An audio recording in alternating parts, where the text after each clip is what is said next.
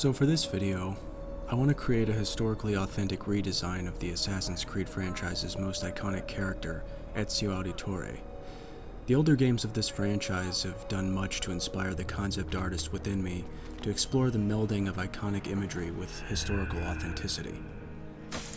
There is something about the concept of an assassin's robes and accompanying hood that create an immediately recognizable template for this franchise. However, what happens when a historical period's fashion trends are overlaid upon it? This is something each game has had to wrestle with over the years, to varying levels of success.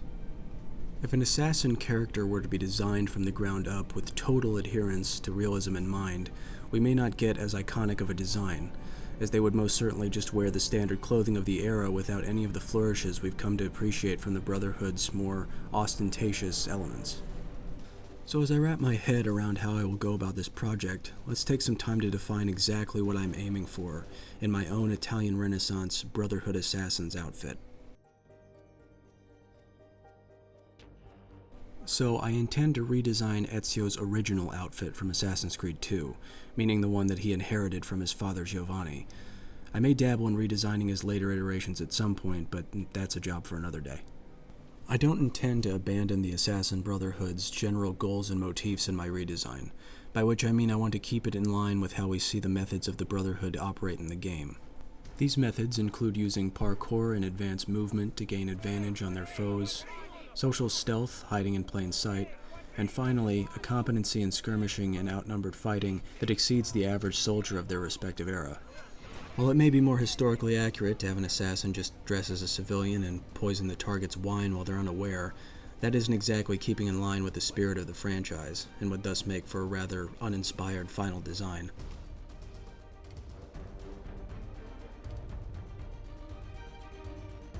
So let's take a quick look at the game's interpretation of Ezio's attire. Full disclosure, I love this design.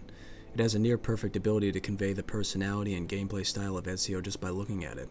The beaked hood gives him a great air of mystery, and the appeal of the shoulder cape doesn't warrant explanation. That being said, if Ezio tried remaining incognito in actual 15th century Florence, he wouldn't have such a good time.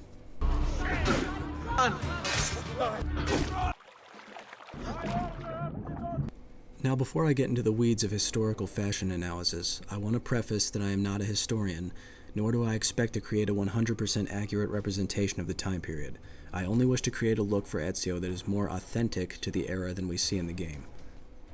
By which I mean adhering to the general silhouettes, material choices, and general tailoring that we can see in contemporary references such as portraits and iconography from the Italian Renaissance.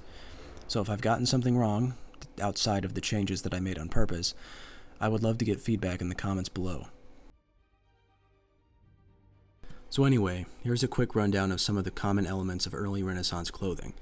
AC2 takes place from 1476 to 1499, which means that the more elaborate puff and slash style that we see on doublets and pants that you may have seen on representations of King Henry VIII or the lance-necked mercenaries hadn't come about yet. Some early forms of slash clothing do seem to have been in early development at this point though.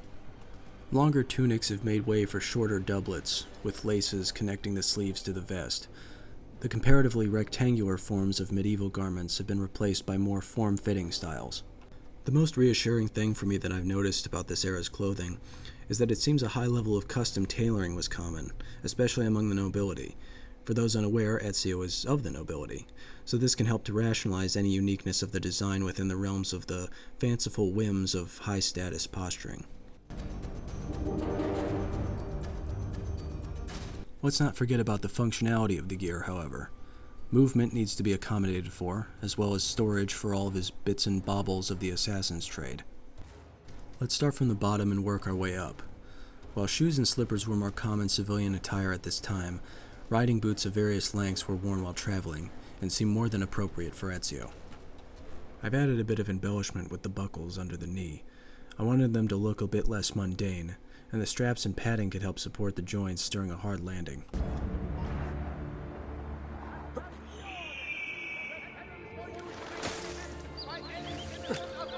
For the pants, we have a basic pair of tight hose with a few slashes that show that Ezio is a rebellious youth with a forward-thinking aesthetic style. I ultimately decided not to include any real armor in the design because it seemed counterproductive to the general needs of a fleet-footed assassin. I did, however, want to show a few pieces of boiled or padded leather that could be worn under the sleeves and belt. These could provide a small amount of cut resistance to incoming blades, while also preventing the belts from digging into his stomach, as well as providing a sort of back brace which could prevent injury when making mistakes during parkour.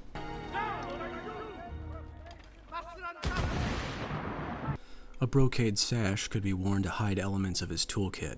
The belt itself would contain sheaths for his throwing knives and pouches for his money and smoke bombs. And of course, I couldn't exclude the iconic hidden blade. I have no earthly idea how this retracting blade is supposed to work, so I focus more on the design of the bracer and the hidden gun. I'm sure the mechanics of the blade have already been discussed by far more competent engineers than myself, so I will leave the historical functionality of the blade to be discussed by those qualified to do so. I had the idea that a fabric sleeve could be worn tight to the skin and that the bracer would be laced onto that. This would hopefully prevent the bracer from sliding down the wrist, as the friction of the tight fabric would stay in place better than the overburdened leather. A simple wheel lock design was used for the hidden gun, as this style seems to be contemporary to the time period and has a pan cover that would prevent the powder from spilling out while moving around. For Ezio's other weapons, I've designed a short ear dagger that is based on some examples I've seen that pair well visually with the longer Cinquedea sword. Cinquedea roughly translates to 5-finger, because the breadth of the blade is roughly the width of the palm of a hand. This type of sword was common amongst civilians, as it was short and portable while being good in both the cut and the thrust. The shape of these swords already mimics the shape of the symbol of the Brotherhood, and I can't think of a more suitable weapon for Ezio. I was inspired by a few garments that I've seen in some portraits by Albrecht Dürer as an inspiration for the torso of the outfit. It seems to be a sort of silk vest or doublet with embroidered details. I like the way the sleeves are laced to the main vest in these types of garments, as this would prevent that weird effect of your jacket rising and becoming untucked from your belt when you raise your arms. Good for mobility.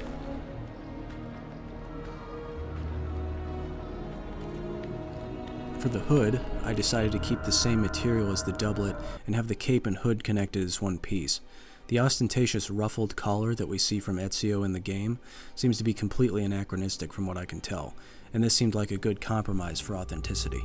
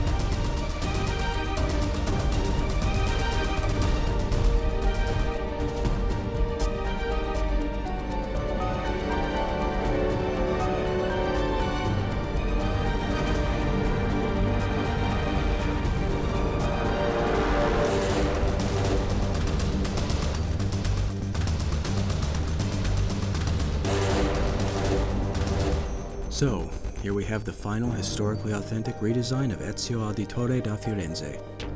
I'm quite happy with it. I think I've managed to capture the general aesthetics of the character.